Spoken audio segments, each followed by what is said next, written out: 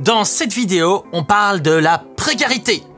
Youpi! Peut-être que tu connais quelqu'un qui a du mal à finir son mois, ou peut-être que cette personne, eh bien, c'est toi. Et puis on entend souvent des phrases du genre il fallait mieux gérer ton budget. T'as qu'à bosser plus dur. Il y a du travail, il suffit simplement de le vouloir. Spoiler alert, c'est pas une question de volonté, mais c'est une question de système. La précarité, c'est pas juste être pauvre, c'est de vivre dans l'incertitude permanente. C'est avoir un revenu insuffisant et instable, c'est ne pas savoir de quoi demain sera fait, c'est avoir des choix réduits à rien. La précarité, c'est pas juste avoir peu, c'est ne pas pouvoir prévoir. Et pour bien comprendre toute la complexité de cette situation, voici des exemples très concrets. Par exemple, un contrat d'intérim qui change toutes les semaines. Des allocations suspendues pour une erreur de formulaire. Un appartement insalubre, mais pas le choix. Bosser à mi-temps, c'est super, mais il y a 1h30 de chez soi. Choisir entre se chauffer et manger. Pas évident, hein? Tu vois Steph, moi je suis sorti d'HEC à 23 ans, j'ai monté ma start-up. Quand on veut, on peut. T'avais un appartement? Ouais. T'avais une voiture? Ouais, celle de mon père. Tu devais pas bosser pour pouvoir manger? Non. Et bah alors tu t'es pas fait tout seul. T'avais juste des avantages sociaux. Ah, le mythe du self-made man, eh bien c'est un conte de fées souvent avec des avantages sociaux. Alors ne me faites pas dire ce que je n'ai pas dit. Il y a vraiment des personnes qui partent de rien et qui arrivent au sommet, peu importe comment on définit le sommet. Mais ça reste des exceptions. Et c'est là qu'intervient ce qu'on appelle l'erreur fondamentale d'attribution. C'est un biais cognitif qui nous pousse à surestimer les facteurs internes aux facteurs externes. Quand on réussit, on a tendance à croire qu'on a réussi grâce à notre talent, notre intelligence, notre mérite, notre courage. Et on a tendance à sous-estimer tous les avantages sociaux que nous avions eus dès le départ.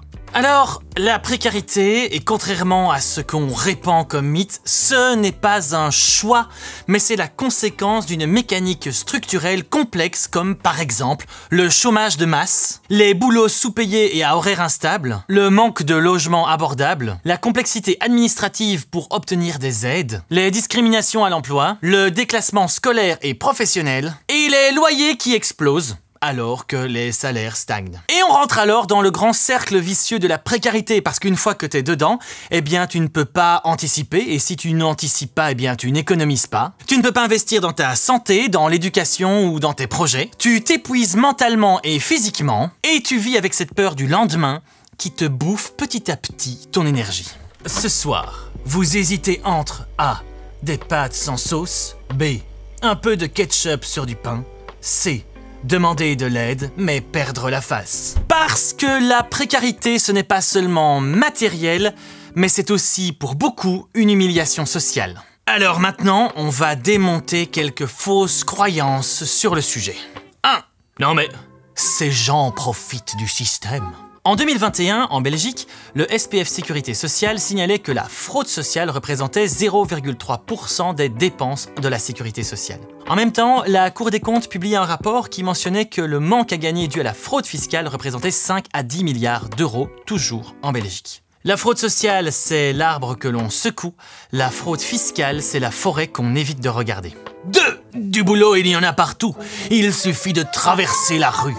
Selon l'IWEPS, l'Institut Wallon de l'évaluation de la prospective et de la statistique, les raisons d'un choix d'un emploi à temps partiel sont principalement les contraintes familiales et l'absence d'emploi à temps plein. Et comme le mentionne le réseau Wallon de lutte contre la pauvreté, eh bien un emploi à temps partiel, ça ne sort pas nécessairement quelqu'un de la précarité. 3. Vous savez, c'est à force de vivre au-dessus de leurs moyens que ces sans-dents se sont mis eux-mêmes dans cette situation.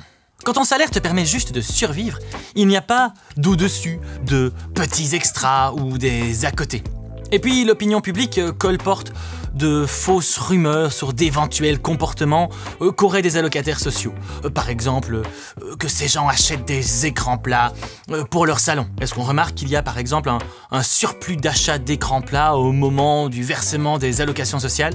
Bah la réponse est non, c'est juste complètement faux. La précarité, ça entraîne toute une multitude d'effets indésirables.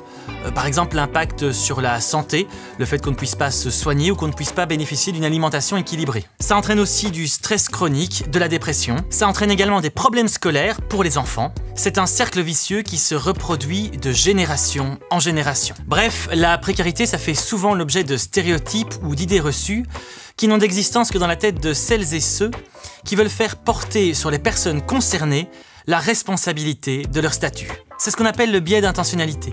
Penser qu'une situation est l'acte d'une volonté, d'une décision, plutôt que d'événements fortuits ou accidentels. Bref, c'est dire c'est de leur faute à eux, en raison de qui ils sont, plutôt que de voir les facteurs situationnels et sociaux.